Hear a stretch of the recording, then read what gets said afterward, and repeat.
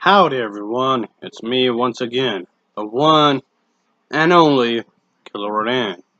And today, I'm going to be continuing my Disney movie marathon by reviewing a comic book film. And that movie is Iron Man 2. Yes sirree. Since I did review the first one, I figured I'd review the sequel. Why not, I guess. And of course, folks, it is on my to-do list again. Anyway, like always, let's just get into the plot, shall we? So here we go.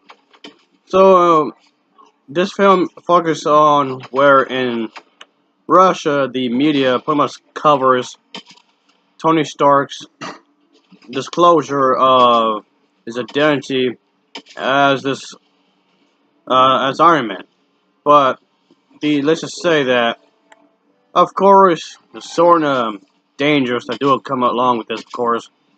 And let's just say this is a reason as to why your identity should be kept a secret, of course, obviously.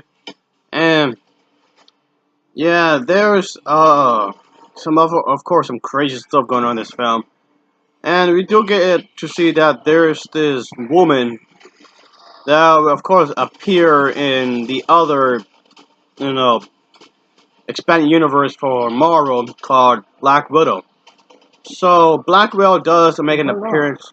Well, folks, I tell you that she ain't ugly. Yes, sirree. She's definitely a nice addition here. Of course, she has her own thing going on, her own mission, so to speak. Also, I do appreciate the fact that, she doesn't have any powers really. So she has to make good use of her fighting skills. And of course, like I was saying with Iron Man really became like this hot topic, so to speak. But let's just say not everybody is comfortable with the fact that he basically became this public hero. There's this guy right here, folks, because his father just died and sees what's going on and starts building up a miniature art reactor, so to speak, similar to Tony Stark's, so to speak. But of course, that's not the only thing that's going on, obviously.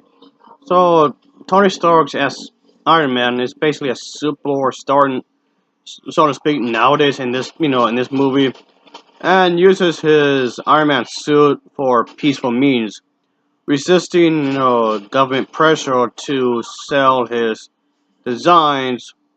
So of course he basically wants to, do what he thinks is right.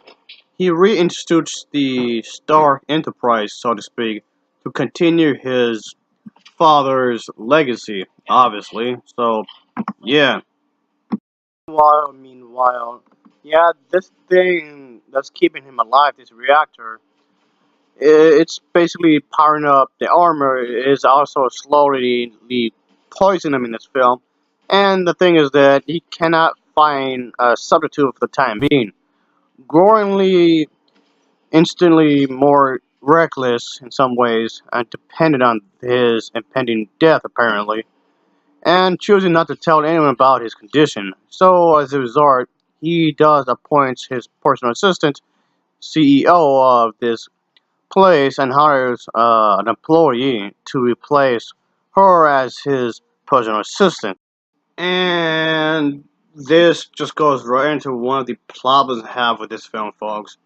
It's Spider-Man 3 all over again, by which I mean there's way too many things going on for one movie. I mean, I know, before anybody tells me, I know this is supposed to be a part of the expanded universe that Marvel had pretty much, been building upon over the years, which is fine. But this goes into one of the problems I had with, with these kinds of movies in general, is that it seems to be the thing is that it's too focused on building up to the next sequel, and then when that occurs, it's too busy building up to the next one, and then when that one next one came around, it's too busy building up to the next one, and they keep repeating it. Each one that comes out is too busy building up to the other one, rather than just trying to have its story quality onto itself. So, I don't know, folks. Yeah, this one just came off a bit more problematic than the first one.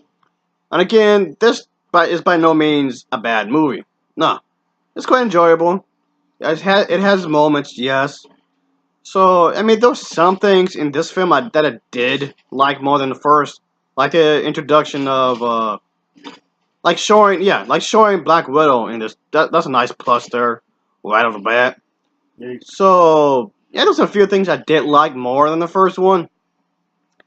Yeah, in my previous review, like I said before, I wasn't a huge fan of the first movie. And don't get me wrong, the first movie wasn't bad either. And really, but it just has way too much going on at once. And then top of that, well, I mean, okay. To be fair, it's better paced out than compared to the other movie I just mentioned, Spider-Man 3. It's better paced out. I say that, but not by much, really. I guess you can say. But overall, yes, it's a solid movie, I suppose. I mean, not one I'll probably watch again over and over again, but I know a lot of people. I know a lot of fans hated this movie. A lot of people didn't like it, but honestly, I didn't think it was that bad. Yes, it has its problems. I'll admit it has its problems, but I didn't think it's like I didn't think it was the worst movie of the expanded universe they made. I've seen worse. I've seen far worse from different companies that tried to do like a superhero kind of a thing. So it's flawed, yes, but I didn't think it was the worst thing ever made. It really isn't. I didn't think it was nowhere near as terrible as some of the fans made it out to be. It has some pretty good action sequences, some pretty cool characters here and there. And again, probably my biggest flaw for this film is probably the flaw I have for most of these movies to begin with, is that the villain. I know you're supposed to have a villain. I know you're supposed to have somebody so he can beat up. That's fine. I'm okay with that. But, however, it's like the whole motivation behind this person that has to fight off at the end. It's like, okay, can we just get more out of it? It doesn't feel quite well rounded. It's always the villains that seem to be rather weak. Why is he doing this? What's his motivation? What is his connection to the main character? So on and so forth. I know they do it trying to, connect the dots, but they just do it in such a weak way. So whatever, I suppose. Whatever. Again, there's some moments I did like, of course, which I don't want to get too spoily here, obviously, but whatever, I guess. I just want to do it for my Disney movie marathon. And like I said, it's on my, to-do list. Yes, sirree. So, whatever, I suppose. In some ways, I did like it a bit more than the first one, but not by much. So anyway, I'll give this film an overall rating of a 6.010. It gets a 6.010 for me. And of course, as always, thanks for watching, and take care. Until next time, oh yeah.